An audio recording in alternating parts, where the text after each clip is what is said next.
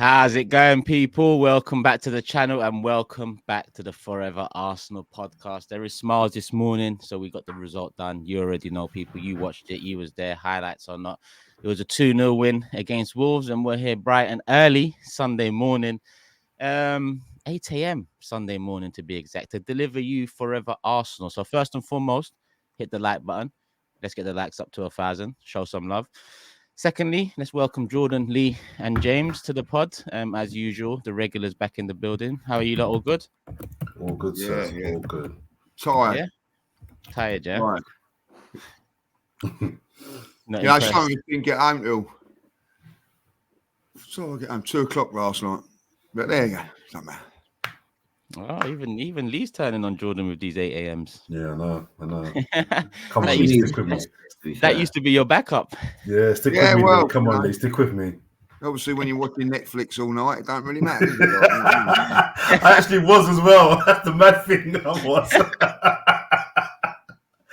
I watched that show, Cleaner, the Cleaners. Oh, the Cleaner. Yeah, it's all right. Yeah, the Cleaner. Yeah, it's good, man. It ends a bit rubbish, but yeah, it's decent. It's decent. Before we get into it all, it's a special show. Why is it a special show? Because it's a sponsored show. I want to say big up Manscaped. Big up Manscaped. You already know what they're about. Below the waist men's grooming. 20% off code. There's a code there. Listen, it's not just below the waist men's grooming. They provide, obviously, the Lawnmower 4.0 is out.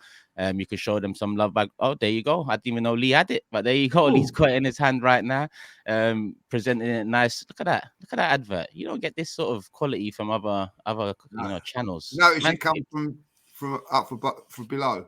You know, so like. Cutting edge. Goes. It's the cutting edge of cutting pubes. That's what I'm hearing. Have you used it? Is that their slogan, Turkish? One of them. Cutting edge for cutting pubes. One of them. One of them. Oh, I love it. There you go. Look, people, Lee's promoting the Lawnmower 4.0 there. That's for below the waist grooming, but they've got above. That's how it ends up like, lads. That's how it ends up like. I think you got the wrong memo. I think you got above the waist a bit. Above the waist, yeah. But where's that one? They do have special products for above the waist, not only for a bald head like Lee's, but a big beard like mine. They've got products to suit all men's grooming needs. The 4.0 is the one on display here. But if you go to the website, use the link in the description. The code 20% off plus free shipping. FA Pod is right there. They'll show some love to the show, to the channel, if you show them some love, and obviously show some love to your boys too.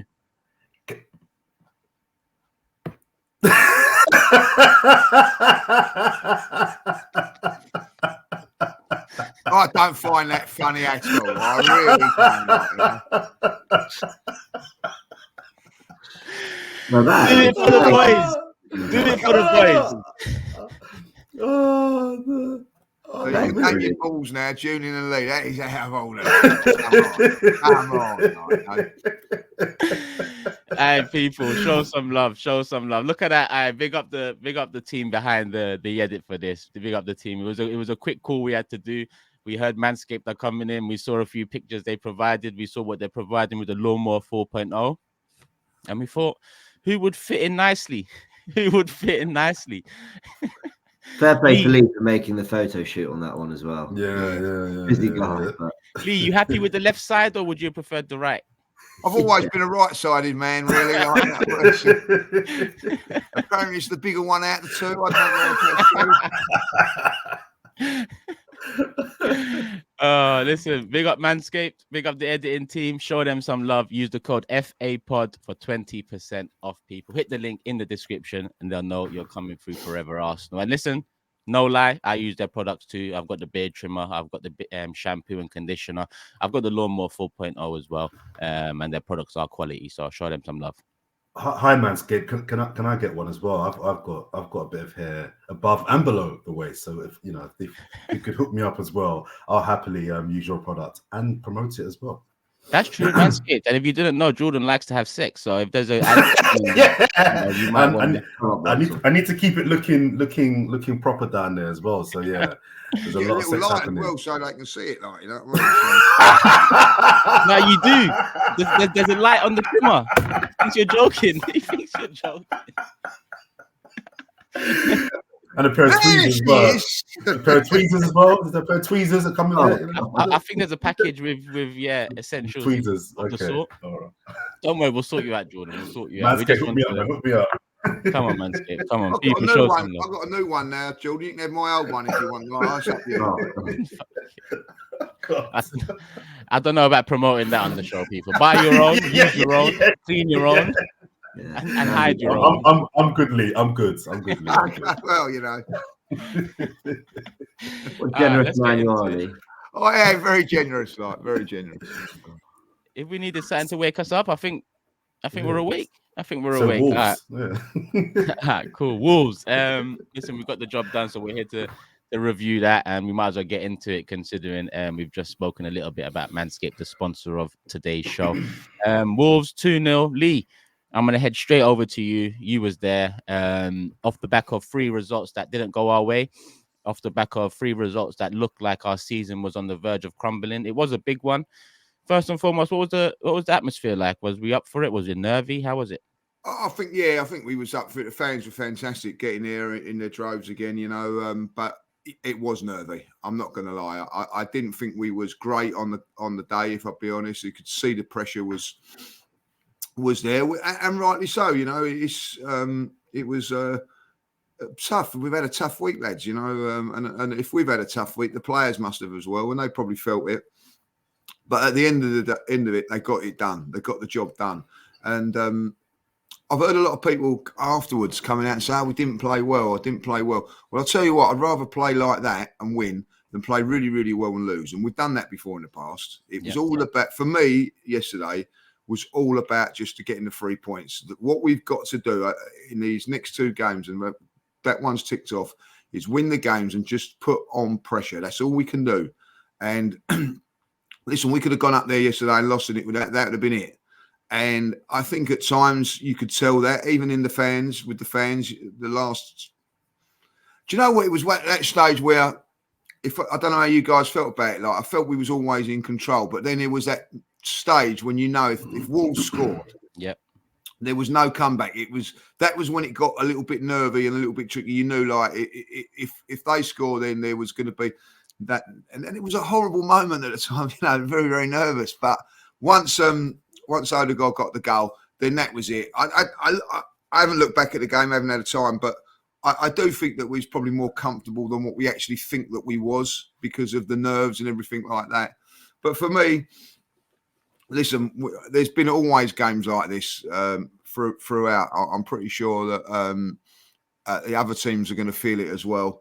It was just about getting the 3 points, and that's what we've done. We've got them, and you know, I was feeling a bit nervous about that game, and we could have easily have lost that game. But we showed a little bit of mettle, and I really have to say that that is why Declan Rice was brought to this football club, for that sort of game, that sort of performance. I thought last 20 minutes, when it really, really mattered to get Doug, I thought he just come to the front, was superb. Him, and I know that other people aren't going to like it. Kai Havertz had a good game when it was needed and required. And, you know, I'm going to give big ups to Mikel Arteta, because it wasn't the team that I would have picked, if I'll be really honest. I wasn't. When I looked at the team, I thought, you know, a lot of people have been turning around and saying, if it's not broke, don't fix it. Well, he believed in what he believed in, and we got the result, and that's all that matters. And I don't care about anything else. You know, all I wanted to do was come on this show today and come home yesterday knowing that we've got the 3 points. And I feel a lot better today than I did last on Wednesday. And that's all that matters for me. Jordan, it was a must win, and we got the job done. Couldn't afford anything else but a win. We're now top of the table. Lee just giving his overall thoughts. Let's start with overall thoughts first before maybe delving into players or moments in the game. Yeah, Lee's right. It was about getting the win. I thought that the disappointing thing for me overall was that for all the dominance and control of the game that we had, and of the 90 minutes, I think we controlled 70 minutes of the game. They had a 10-minute period in the second half, maybe a 5-10 minute period in the first half where they put it on us. But otherwise, we were largely dominant. But for all the dominance that we had, I can't think of one clear-cut chance created. I put in the group that I thought we were blunt, and we controlled the game. But even the goals were kind of half chances. The second goal from Odegaard I don't know how he scored that goal. That is a phenomenal finish from Odegaard. And the Trossard chance as well, actually. It's a half chance. It's a great finish, but it's a half chance, really. Great work from Jesus. But can anybody tell me a clear chance that we created in that game? I can't think of one clear. And look, we won the game 2-0. I got my clean sheet. I'm a happy man. But I just find it interesting watching the game that we didn't create any real clear chances.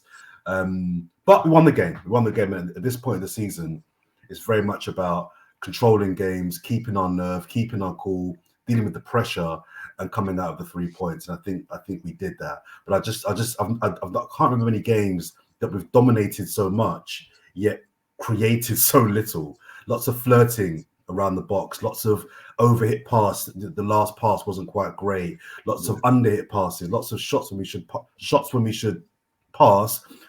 we should shot, and what wide men being clamped at times as well. So I don't. Can anybody on I here? think no, we had a lot of those in the first half of the season. We had a lot of those in the first half of the season where we dominated the game, but we didn't really create gilt-edged chances. That's when I was talking about fluidity and whatnot. I also said to James yesterday,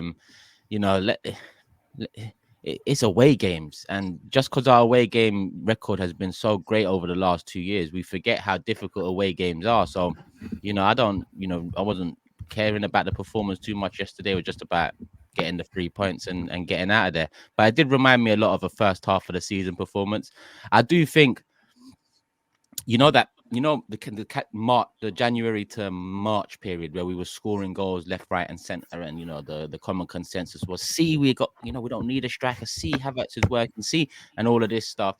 I think that was a period that we can't look on and say that is the ceiling for them, because I feel like the attack especially needs more goals. I think Arteta's alluded to that as well.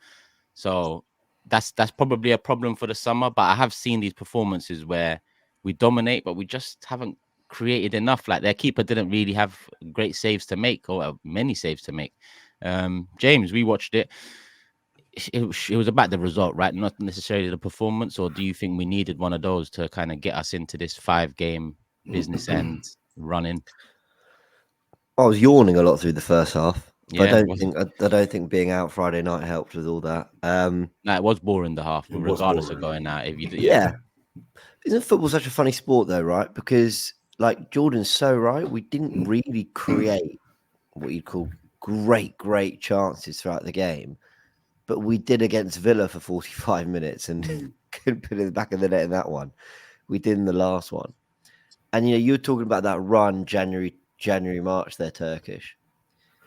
And I'm not trying to diminish the good work that was done then, because that was brilliant. But when you reflect on a lot of those goals, let's take Liverpool. We scored 3. We deserved 3 goals that day. We were brilliant. But, 2 of them are errors. Actually, you could argue the third is because Havertz is through on goal and it falls to Saka. So kind of all 3 were kind of errors, weren't they, the goals? You look at West Ham, 4-0 up at half time. 2 of them set pieces? 1 of them a strike from outside the box. Palace, we won 5-0. The first 2 goals are from corners. Burnley, there's a penalty in there. There's actually, to be fair, I don't think there's a set piece. But we were helped along the way. Not helped along the way, but we also got a lot of cheap goals in those set pieces, penalties, the odd goal from distance. And we were just very efficient. And this game, the performance was. Again, it was kind of like earlier in the season where we kind of just limited risk and, but had enough, and we were pretty efficient with enough moments, which was good to see. I'd really like this quote from from Gunnerblog when we lost to Villa last week. He talked about Zinchenko, did a whole piece on The Athletic. And he said, in a season in which Arteta has worked so hard to eliminate on-field jeopardy, Zinchenko is beginning to feel like a relic of last season's more chaotic team. I think it's a really good line because I think you could see the win against Wolves was reverting back to let's just don't overdo it. Don't force that pass that isn't on. Don't get the fullbacks in midfield. Keep us set shapes. If we lose possession, everyone's where they need to be to win it back. And it was just like a very sensible away performance where, I think everyone goes, 2-0's about right. That was probably a deserved win. I think 3-0 would have really flattered us for the performance. But that's fine. Wolves barely did anything. I will say, I think Arsenal did really well to kind of shake off what's happened the last 2 weeks and get back to winning ways. I think was really important. I do think we were helped by a Wolves side that were really depleted. Like Nori, Cunha, Neto, you've basically picked their best 3 players. Okay, João Gomez would be one of them, of course. But, is Semedo as well? I don't know. A lot of players missing. But, you can only play what's in front of you. Cool. There'll be other teams we played at full strength that City and Liverpool would have played when weaker. So we just did the job very professionally and never really looked troubled. We've come up against teams who have their fully fit 11s and are at their best, and they've never got anywhere near our penalty area. I also want to shout out David Raya for a big save that, he probably should make, but at the same time, it's well struck, and he's kept us in it. Can we discuss that, James? Sorry, before I know you're mid-flow there, but I think it's interesting. I think just you mentioned that because I've seen a lot of people praising that save, and I think it is a good save. They're forcing it. I think so as well. It's a good save, and I'm not saying James is forcing it, but I saw straight away after the match yesterday everyone saying, make sure you lot mention that Raya save. Make sure you tell lead judges about that Raya save. Now the Raya save was good, but this is what our fan base does sometimes. We've done it with other players before. Havertz being a recent example. One moment, a cop comes around and says, make sure you mention this. Talk about this. Look at that moment. That means that the moments that come that are negative, you also get a cart that comes around and says, look at that then. And then it's just a back and forth between two sides that really doesn't help anything. But sorry, Jordan.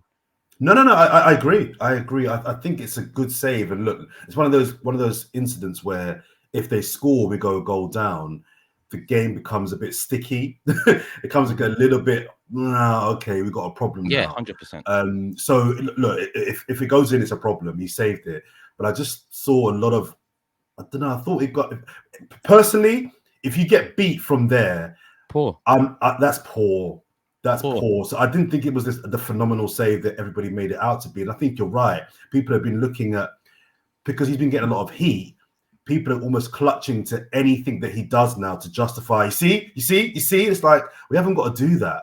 When he's good, let's praise him and give him his props. Yeah. When he messes up, we're going to criticize him and give him some heat. But that save, it just felt like it was slightly overrated. They're gonna think we're not rating the save now. We'll say it's a good save, but it's a good save. Also very important at the time. It was an important save at the time, And listen, a couple of times it's gone through him, and Bayern Munich, I don't blame him for that goal. As far as when it went through him, but it went through him. It didn't go through him. He made a save. But for me, like the thing that impressed me about Raya's performance wasn't that save. There was a bit on when it was getting very, very nervy. About 10 minutes to go from the end, the cross comes over. He come out demanding. All game. He cleared every cross. That's what was impressive for me. And give me, it was like, you can put in a cross his ear, I'm going to claim everything. And it was a calming influence just by doing the routine parts of his job. And listen, I get what you're saying about the save, but for me, he saved it. That's the main thing. And I felt that he had a good game. Well, I also rate it slightly more than you guys, I guess. I'm not, obviously you guys are saying you rate it, and I know how football discourse can get. If you think it's a 7 out of 10 save, people will claim that you think it's a 4 out of 10 save, just because they think it's an 8.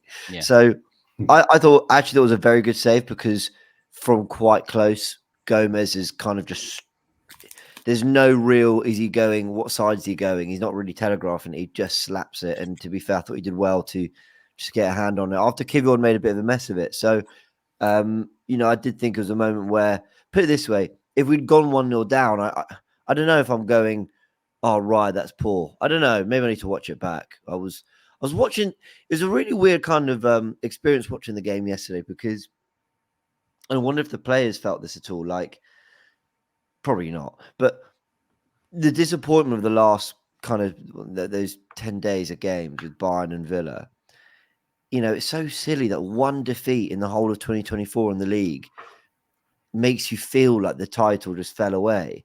And I was sort of watching it like, almost like it was a bit of a shot in the dark, like let's have a go. Let's see. And it's not, it shouldn't, one defeat, it shouldn't really be like that. It's, stay focused, stay on Man City. And the players would have felt like that. But I was a bit more like, I don't know, I felt way more nervous going into the Villa game. And I shouldn't feel any different. I should feel like this is another big game in the title race. But I didn't. I felt more like, almost like, oh, well, we've had the disappointment of Villa now. We've had the disappointment of getting knocked out of the Champions League. So almost que sera. But it was, it was just a weird performance. And actually, when you reflect on it, Arsenal dealt with it very maturely and professionally and just did enough. And yeah, shout out to Trossard. I mean, I was sort of arguing with someone on Twitter about how good Trossard was. I thought he was very good, actually. I thought he was very good. Whether he gave the ball away or not a few times. Look, I don't have a problem with attackers giving the ball away when they're trying things. And Trossard is someone who tries things. Like his goal, which he meant, by the way, that was let me just get something on it, and let me just, and he did very, very well. I thought his tracking back all game was brilliant.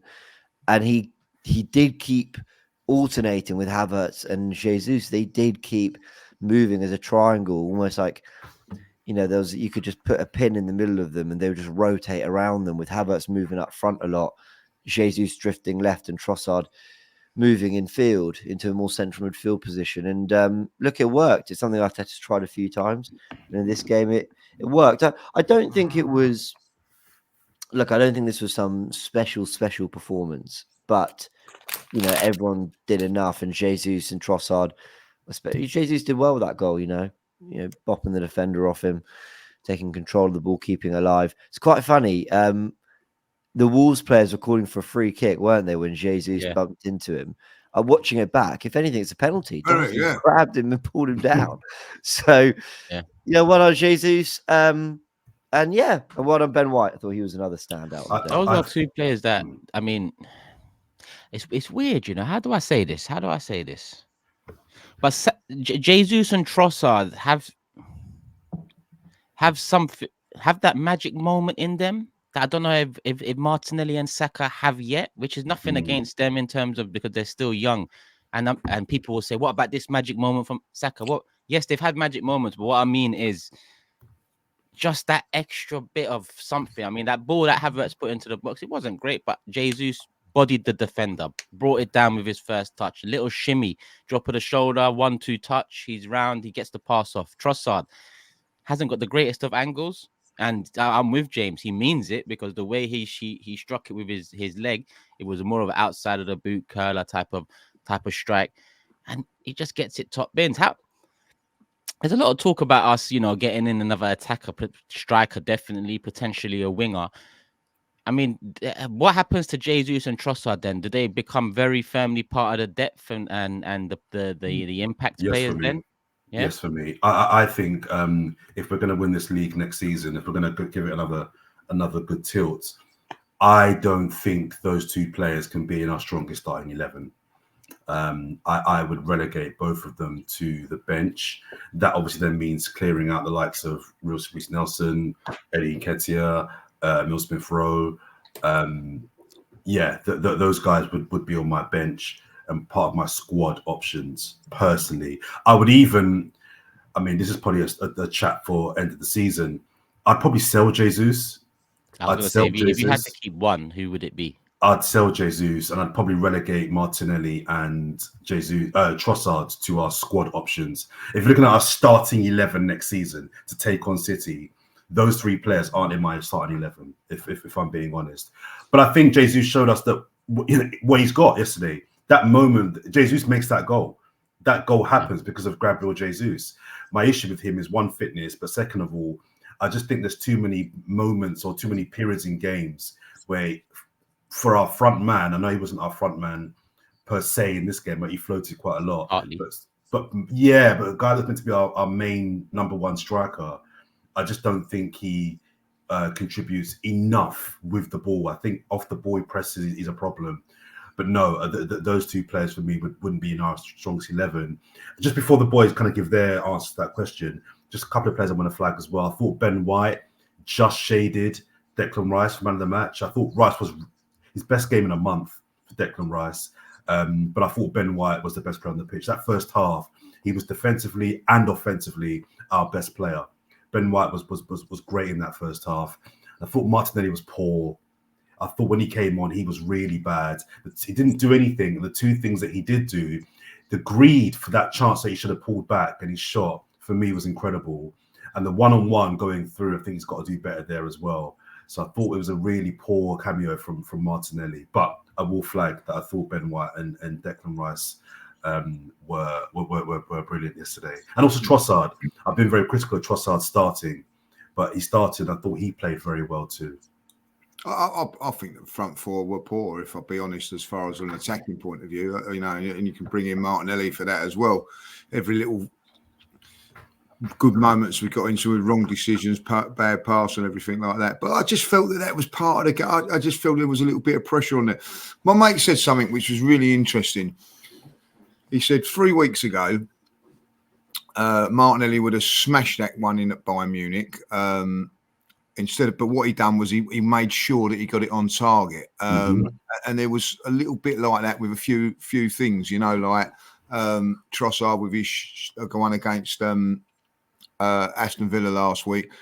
A week ago, 3-4 weeks ago, would have smashed in. It's like, we've got to make sure I get it on target. And I think that is the pressure of being here. Make sure your pass is there and all that. Like, you know, they've just got to be a little bit more relaxed in that final third. But I'll tell you what I will say, and I don't know if it's noticed or whatever. I didn't think Saka was brilliant yesterday, but they are working really, really hard as in defensive shape. Yeah. And if you have a look at it, their starting positions are deep in their own half. It's like, you know, they're not 20, 30 yards forward, you know, where they can be a little bit more explosive, these guys. So I looked at that and I thought, you know what, he's right. You know, Trossard yesterday does a lot of work covering Kivy. I'm not saying that that's a bad thing. I'm just saying it's the way it is. And Saka gets back as well. And I felt that that isn't being highlighted as much. You know, we're looking, well, they're not doing this and they're not doing that. They're doing jobs for the team. And Jesus' work rate yesterday, again, I know what Jordan, I get what you're saying. How he ain't scoring the goals and I'm doing this and he ain't doing that. But I don't know if he's been so, it's not like he's been so like Haaland, right? You stay up there and get involved when it comes into the He's having to do other things in the team to make it happen. And all of them are doing that. And if you and the best example is Odegaard, because he's got this free role, as they say. Everybody has this free role, and he just works and works and works. You know, I don't know any other sort of midfielder like that puts in that sort of work rate. You know, they're sort of like, you're in the team to do this and do that. You're not in this team to do this and that at Arsenal. There is a shape and a work rate there. You know, I think it's 6 away games without conceding now. Like, and I think that is because the wide players, and I'm going to include Martinelli in that because he has been part of that, do the dirty work, and that, you know, and they're prepared to do it. So Lee, I'm gonna champion myself a bit because this is actually something I've been talking about for months. Like these wingers work phenomenally hard. Like their constant tracking of runners when we drop into a shape. They're not just, people think, you know, Arsenal can just sort of park the bus for 10, 20 minutes.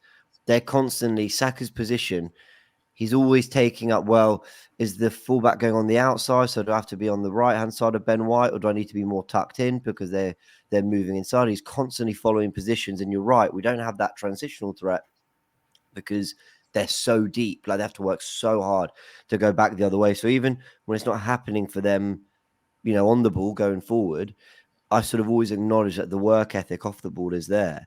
And that's why, did you guys see the graphic doing the rounds after the game about the minutes played from, from players in the top 3 clubs? And a lot of people were going, well, there's kind of two sides of the coin. Some people were saying this isn't okay. Look how many more minutes our key players are playing compared to City and Liverpool. And other people were saying, no, but this is normal. Like, this is, in title races, your best players play more. I think people are kind of missing. Well, for me, people are missing the point when it comes to the squad management thing, in that I fully expect and want William Saliba, Gabriel, and Declan Rice to play all those minutes. I don't think I've ever sat here and called for Saliba and Gabriel to be rested and Declan Rice to be taken out of the team. I challenge anyone to go find a clip of me saying that. It's the likes of Bukayo Saka, it's the likes of Martinelli, it's the likes of Erdegaard. It's the players that are in positions where they're fouled a lot, where they are getting the ball in tight areas. It's the positions where they have to be explosive, they have to sprint. It's the areas where we have younger players and we need older, slightly more experienced ones. It's where they're tracking backloads. It's Bukayo Saka, in my opinion, I could be wrong, but I feel like what he goes through physically in 90 minutes is not comparable to the other 3 in Gabriel, Saliba, Rice. You could say they're defenders, so they're more combative and they get in the wars more. I just think Saka's got to get the ball. He's got to be explosive, lots of sprints, and then he gets kicked and he gets fouled and he gets pushed and he gets pulled to the ground, and then he's got to track back and he's got to work all the way back to cover that flank. It's just, there we go. Now the fucking thumbs up works. That's where I think the cover and depth is needed. It's for the players who have been playing for years consecutive in this Arsenal team and who don't have depth. Saliba and Gabriel, I think they should be playing every game. But ultimately, if you drop Saliba and you move White to centre back and play Tomiyasu, I think that back four still wins most games. And it's that forward line where I think it's the depth that we really need. And on that depth, I mean, it's time now. Listen, Arteta's built a perfect base for 2 world-class players to come in and guide them over the line. People thought I was mad, and listen, I look at myself mad when I mentioned Mbappe. But I mentioned it because I feel like this is what this team needs. We've got all the workers, we've got all the players that will put their head down in times of need and put the team first. We've got all of that. We know that. We need a player or 2. And listen, Mbappe, yes, it's a dream that's never going to happen.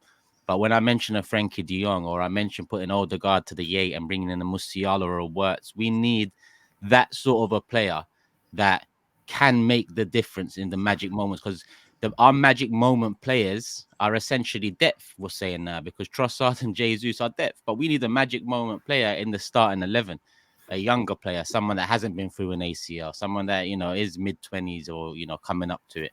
So I think that's why I look at this level of player now for this summer. I wouldn't mind 2 players. I think I said it last week. Jordan asked, I wouldn't mind 2 players in for 180 mil if it's the right 2 players, because I feel that's how close we are now. But I hope Arteta identifies that, because that is exactly what we need. We've got all the workers, all the metrics, all the stats, the XGs and the goals for and the goals against. This, everything has been near enough perfect. Don't forget field tilt. How can I forget that? How can I forget field tilt? Mad percentages all year, but Space Invaders, you know what I mean? You can't forget the creating of space this season. It's been something else. So all we need now is the magic, yeah. And if we can bring in those 2 players with the magic now, I don't think it's a summer for, who's he? He'll be interesting. I think it's a summer of shit. We're getting him. That's the summer I want, similar to a Declan Rice. Like, let's not go backwards and try pick out a next gem. Let's pick out the gem.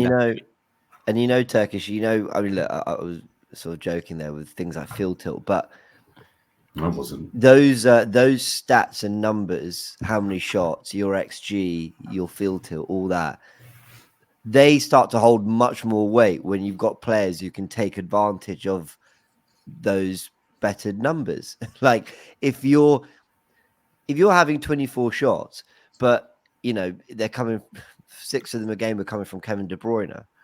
like you feel a lot better about them, don't Yeah, you? yeah. And if you are having 30 shots on goal and you're playing 98% of the game in their half, you feel better when there's a 30 goal a season number 9 because you go, he's getting one of them. Mm-hmm. And like those difference makers are going to be what, like Arteta has done so well to get those underlying numbers, to get this team coached to a point where we are dominant, like in the data and on the eye, the football being played in the right areas.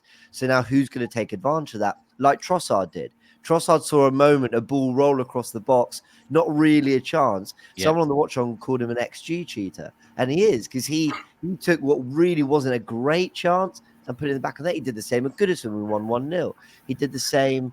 There's another, even at Bayern, like it was a good chance, but he just he took it. And I don't think a lot of others do.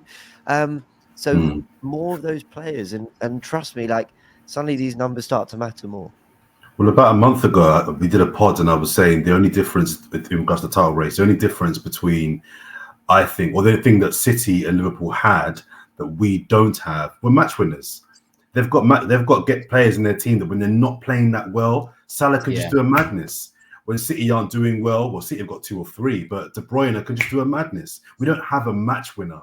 And there's a couple of players, again, when we finish the season and we talk about transfers, that I've got in mind that I think can just be that match winner, that when you're not playing great, where'd that come from? I don't think we've got that guy. You remember, like, Henry's the prime example of a player that it could be 88 minutes on the clock and he hasn't done nothing, but he's going to do something.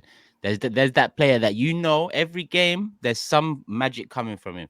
Sanchez, I think if you add Sanchez into this team, complete. If you add Van Persie into this team, complete. If you add Fabregas into this team, complete. Henry, complete. I think, and Fabregas is not a goal scorer, magic moment player. Fabregas was he created what out of what type of player. So that we just need that profile. It's not a positional profile. It's a character profile. It's a magic profile. It's not. It's and to maximize what everyone in this squad does now. Because look, even yesterday, right? Declan Rice, as much as he's been £100 million bargain for me, I genuinely think that. I also don't know how good it is long term, not knowing if he's really an 8 or a 6. And I don't. It's a great thing that you will use him throughout the season as both, and that's great. But I mean, I think he's probably played this season as much as one position as he has the other. I'd really like the midfielder we signed this summer to fully cement what are Rice and what are Odegaard in this team. Agree. And I know that, and City will have Bernardo and Foden and Gundogan, who they used in a lot of different ways. But you knew how he was using De Bruyne and you knew how he was using Rodri. Like, and I would just love if we sign a Florian Wirtz, for example. By the way, there are no links. I'm just an example. And I know Odegaard he's molding himself into more the Xhaka, kind of closer to the 6, number 8 style, central midfielder, and Rice is going to be that ball winner. And I love that combination. Likewise, though, if you go get Frankie de Jong and you put him at the base and you say everything we channel through him, and you give Rice the license to bomb up and down, win the ball high up the pitch, drop deep, then you got 2 6s together out of possession, then I love that too. But whatever we sign, whatever we do, I want it to be really kind of, I think it should give us clarity on what those two are going to be more long term, and I'm really excited for that. I will say I do think that we spent the money on Declan Rice because he could play in a couple of positions as well. I do think that was part of it. Same with the Havertz one. I think that they think we're good at because they can play in a couple of positions, and I think it can work. But I do see what you're saying. But I think that for this season they've actually looked at it and thought, you know what, Rice can play here. He can play here. It's like signing 2 £50 million players. You know what I'm sort of saying. So, and I'm with you on it. Like I think that a defining role for Declan Rice is what we need. But he plays the both roles so bloody well. Whether it's one week, one way, that's the thing which is good about him. And tactically, that opens up, because even when Partey come on, I prefer Rice as the 6. But then you see Partey come on at the base, and you see Rice start progressing the ball. Frankie de Jong, I prefer as an 8 than a 6. But I'm with James. He can do the 6. And so now we're in that position where, listen, we need 2 midfielders this summer. Whether it's an 8 and a 10 or an 8 and a 6, I don't mind, because, you know, Rice and Odegaard, they're pretty set, and we can see Rice in the 6 or the 8. And really, we can see Odegaard in the 8 or the 10, even though it hasn't really been tested much. Turkey, that's a great point you just made there, because I didn't think of it like that, but I thought he'd come really prominent in that last 20 minutes, Declan Rice, winning the ball and everything. Maybe because he knew that he had Partey in that role to do that. Like, do you know what I mean? Because I thought in that last 20 minutes, you know, when you say, oh, I said earlier on, it really mattered in that last 20 minutes. Well, maybe because it was that Partey come on in that last 20 minutes and just stood and that brought out the best in Rice, you know. So this might be confirmation bias, but I thought Partey's cameo because he came on in, I think, the 80th minute, so he played about 15 minutes. He didn't do anything special, but he always looked an option. He always looked available for his teammates. Every time that ball went wide to Odegaard or Saka or White, he was just there, and he looked like he had acres of space every time. Now, okay, you've come on against an injury hit Wolves with 10 minutes to go. It's probably quite a nice situation to get on, but he also came out at a time where it could have been backs against the walls, guys 1-0 hold on, and actually gave us control of that game back. Suddenly, we were actually on the ball, and you know the second goal came from the team likely to get it with the way we were playing. I'm actually quite gutted about Partey, because I really rate Thomas Partey highly. I remember we did pods last year, and I think Turkish asked the question, who's the most important player in the entire squad? And I said Partey. He's not the best player in the squad, but I think he was the most important player in the squad. I think what he offers us and what he allows other people to do is so important. And to see his demise because of injuries is really a shame to me, because I thought that last season he was just phenomenal. I thought last year he was so good. But I think James's point is so bang on. I can't agree with it more in terms of having definition of players. I think the way we've gone now in football is kind of back to the kind of Dutch way of football, whereby everyone can play multiple roles, and there are benefits to that. There are definitely benefits to that. But I like a player where I know where you're playing. I know what your role is. I know what your position is. That for me is my preference. So this summer I would like us to get players where I'm like, he's an 8, he's a 6. He's playing 10. Why is everyone laughing? What's going on? What's going on? In the chat. All right. Yeah, sorry. I'll wrap it up. No, it wasn't even for you. I was just generally saying like that. It says I don't care. So it's up to you three. So he's got away with words as Turkish. Yes. Basically, shut the hell up so you can get off. You can get off on time. All right, yeah. We've got a very sophisticated production system where obviously we want to keep the show really tight and make sure that we're talking about everything the right amount of time. And the three of us have to get to work and football. Turkish goes, we'll move it on after James because of time. 4 minutes later, got to move it on, or all three of you will be late. I've got nothing to do, so I don't really give a shit. You can't get more blunt than that. I tried to move it after James. No one listens. So I said, all right, if you don't want to be late, I don't care. It's all good. My son's still sleeping. I've got time. Move it on. I agree with What do you say, James? No, I agree with Jordan. Fluidity, versatility in all these positions is a great thing, and it's a great trait. But ultimately, the very best players, I think, where their best positions specialists. Give me some specialists. Yeah. So yeah, but that's fun. There's none of this is a criticism. We gotta go. We got to wrap it up. We gotta go. It's a good next step. I also wanted to discuss. Go ahead, James. Come to think of it, tell me about that. What was that? Goals on target again, or whatever that fucking shit was. Still tell me about that again. There were some great, there are actually some great definitions in the comments of that vid, but I forgot them all. So big up. Yeah, I remember that vid was class. Let's move it, and I think Partey is a good person to move it from, because I'm gonna ask: should Partey start against Chelsea? And is there any other, out of the box sports anyone has for Chelsea, considering we have to win, chance to go 4 points clear of City? They will have 2 games in hand, but points on the board are better than games in hand. So Partey against Chelsea, does he start? For me, he does. I can't stress how important this game is. I know with winning against Wolves, there was a sense of put points on the board, they'll have a game in hand, but you never know.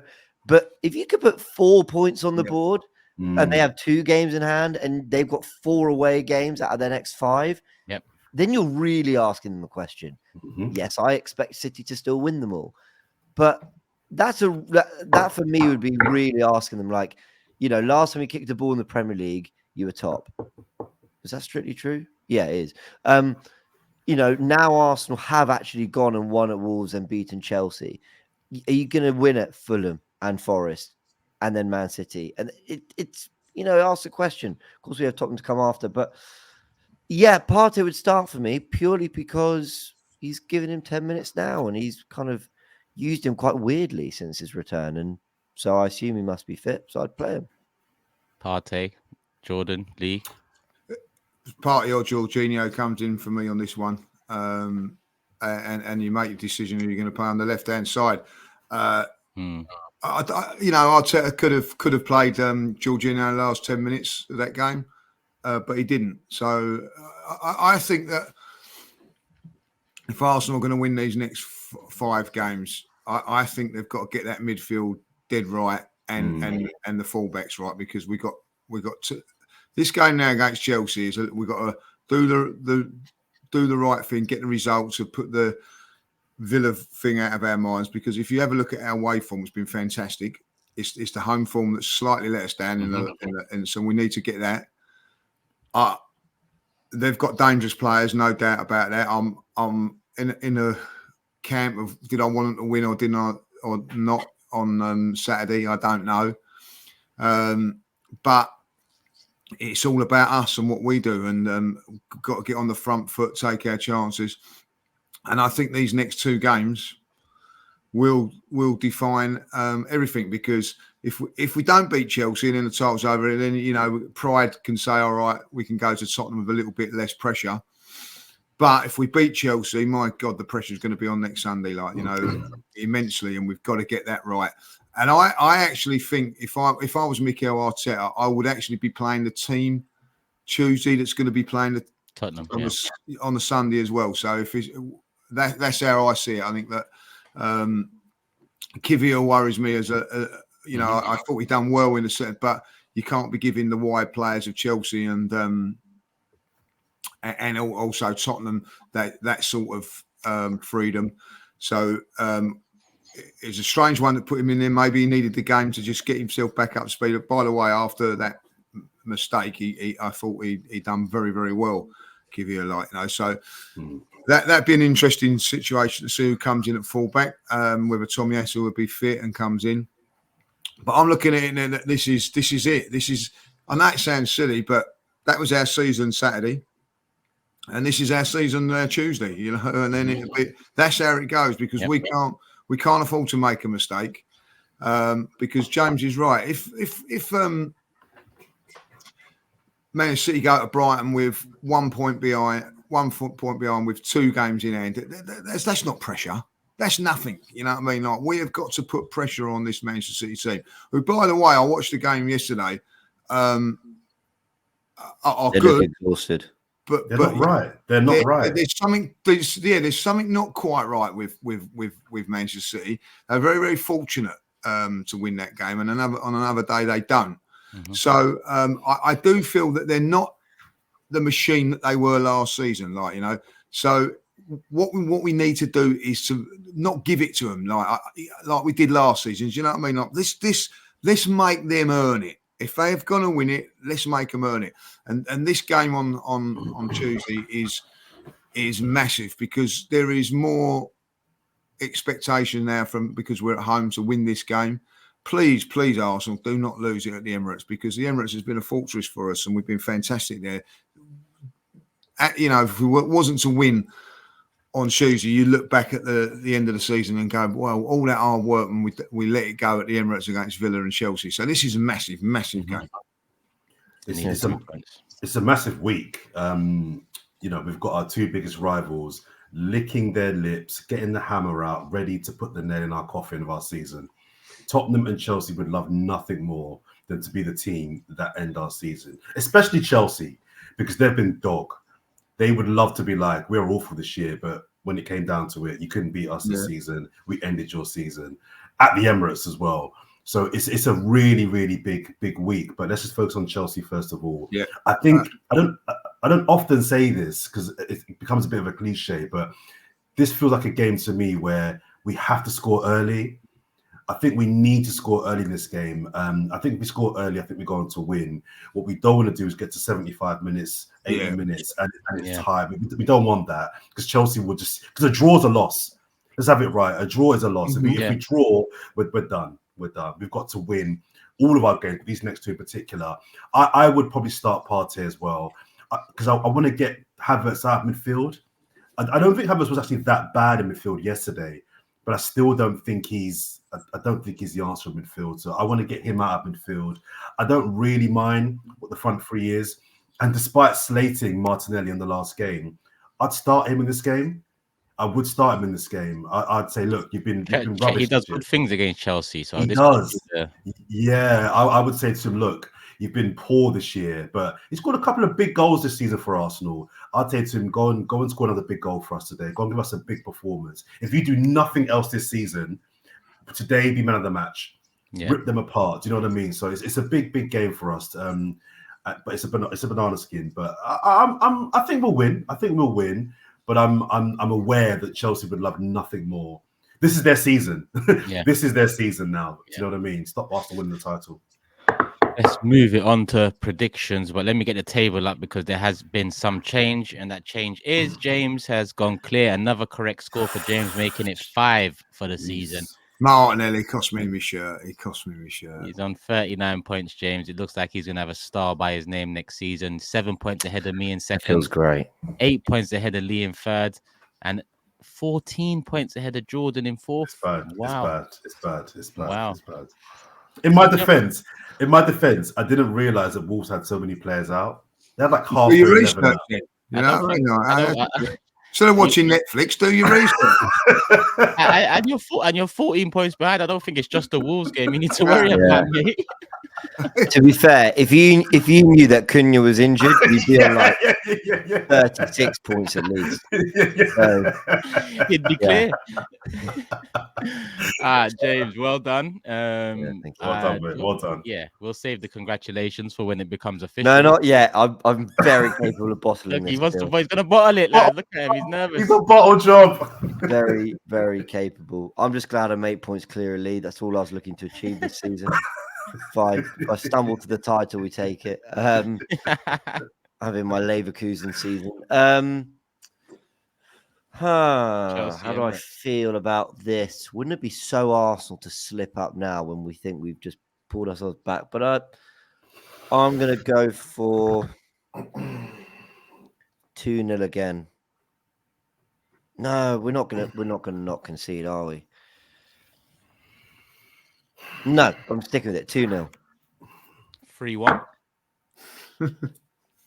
That's what I nearly went with, you know. I know. I was gonna just jump in because I was thinking, is he gonna go 3-1? Yeah, like you stuck with the 2-0. I'll go 2-1. I think again it'd be 1-0 or 2-0, but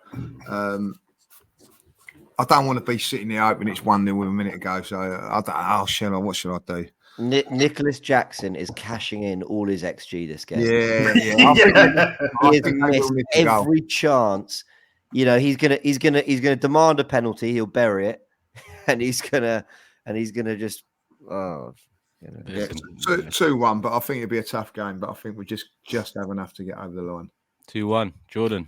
I've worked out mathematically if I can get all 6 results bang on, I can still overtake James. That's if he gets all the results off. That's true as well. I didn't factor that bit in. Let's you got to go lost then. I do. I'm going to be tactical here. I'm going to go for a 1-1, but I do think it'll be 2-1. Sorry, 2-0. I'm with James, but I'm going to go 1-1. You going 1-1, yeah? 1-1. All right. Jordan's gone 1-1. Lee's gone 2-1. I've gone 3-1, and James has gone for 2-0 clean sheet. No. Sorry. Can I go 2-0? 2-0. I'm going 2-0. James went 2-0. You know that, right? Yeah, I know. But I'm going to go with what I think's going to happen. So you're saying you've given up on the title? Yeah, if I can get second, I'll take second. Jesus Christ, he ain't got no chance of winning the title. You know what I mean? He said, Jesus. Who's got a better chance, Tottenham or Jordan, of winning the title? Let us know in the comment section below. We've all gone for wins, people. 2-0 from Jordan and James. I've gone 3-1. Lee has gone 2-1. Let us know yours. Predictions below in the comment section. Big up Manscaped.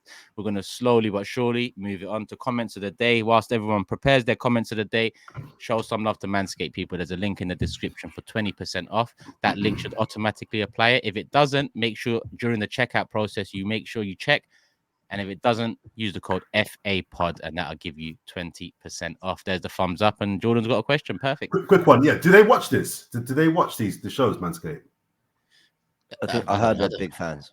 Okay, great. Well, if they're watching, if you see my shape up, my beard, it's good. But if you send me one of your products, it could be even better. Just say it. Just say it. Use the 20% code. Yeah, but I want a free one, Lee. I want a free one. What gives you the right to have a free one?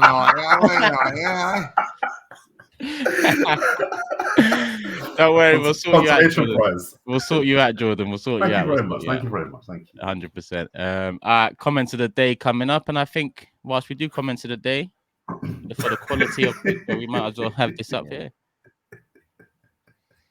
That's lovely. That's lovely. 2 clean balls. Love You, that. you are what you talk, Lee. You are what you talk. It's a phrase I've just come up with. Oh, I love it. I love it. Who wants to go first? Pre-production about that, He's already complained. you know what I mean? Go on. You know the funniest thing about it though. Sorry, Julian's gonna love it. He might even print it out. Oh yeah, on his he'll love board. it. He'll have it on On his a screen. t-shirt. Like, you know what I mean? A load of old bollocks that is, isn't it? Like, What a load of old bollocks. Hey, protect your bollocks, people. 20% off. FA Pod is the code. Show some love to Manscaped, please. The Look after your sponsor of balls. today's show. All right, comments of the day. Who's going first? I'll go first. Can I go first? Go on, Yeah. go on, go on. Well, it's quite a good one. Confused. Lee dressed like the Arsenal Grinch. That was talking the most sense. So I like that one. Like, 'cause I Yeah, was you were wearing wearing a green. lot of green, weren't you? Yeah, I was wearing a lot of green. Yeah. So I go next. I got one from Gary Montague. It's not really a funny one, but it's one I thought maybe we could just let hang in the ether and discuss it at a later date. But he says, "Poor pod today, making excuses. More experienced in Europe. What sort of nonsense is that? It's 11v11." And we haven't got a gun on it now, but I thought it was interesting to kind of make that point that I'm the school of thought that playing in Europe is a different football game to playing in the Premier League. Some people think you're talking nonsense. It's a football game, right? Same goals, same players, but I think it's more than that. And I think there's a way of playing in Europe that we're not accustomed to yet, which is, I think, contributing to why we don't win in Europe or do well in Europe, but people disagree. But I just thought it was an interesting point to make. I thought it was a really good pod, the last one. I thought we were quite fair without giving too many passes to people's performances. But anyway, that was an interesting point that we can maybe discuss. You can never win. You can never win. If you say you're positive, if you're positive, people say you're negative. If you say like you're negative, no matter what, it's only one go. You just got to be how you feel on the day, and that's how it is. You know what I mean? So Opinions. Exactly right. Welcome. You go Turkish, because I've got a positive and then a just one to like kind of address. Sort of on the whole, I was gonna leave this one out, but Lee mentioned the green again. A reminder: James wore red. Joe said went from Harry Potter and Voldemort to Mario and Luigi. Yeah, I saw that as well. And I've got one from Sunny Singh, and he says spent half the working day listening to Turkish talk about Arsenal here, Big Six, and title talk. The wife said that's nearly 4 hours more than I have listened to her in the last. Hey, Sunny Singh, love for the love. Sunny Singh's wife, apologies, but you don't care. You don't care. Football. You know what it is already. Go on, James. So my fun one, Stan with Hood says Jordan every time, and he quotes you, "Of what I have seen this season, that's a total of 57 minutes of football he's actually got."